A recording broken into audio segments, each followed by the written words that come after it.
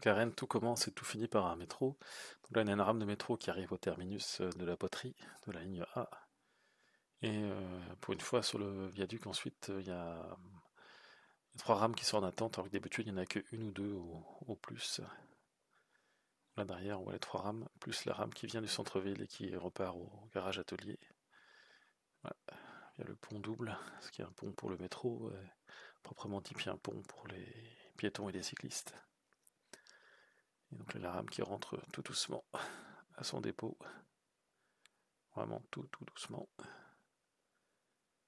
En même temps, à ce niveau-là, ils sont plus pressés. Et après, ça continue vers Verne. Donc là-bas, on a un espace, enfin disons un monospace, qui était obligé de prendre trois places. Hein. Il n'y avait pas moyen de faire autrement. Et là, on a un panneau céder le passage qui était plié au sol. Là, je montre le suivant qui était normal. Puis là, on a un autre panneau plié dans le giratoire. Je ne sais pas comment ils font pour tout plier comme ça. Donc là, on va avoir un petit festival de rasage, hein, de dépassement punitif. Ils n'arrivent pas à respecter le 1,50 m de distance de sécurité. Et on va retrouver le giratoire avec le fameux céder le passage plié. Mais d'abord, il va manquer des balisettes, il en restait. Et là, elles ont disparu au rythme d'une par mois ici, clac, il n'y en a plus. Ainsi qu'un panneau céder le passage. Et là, le poteau qui est plié sur la bande cyclable, sur la piste cyclable, ce qui est très pratique. Surtout dans un giratoire comme ça qui est.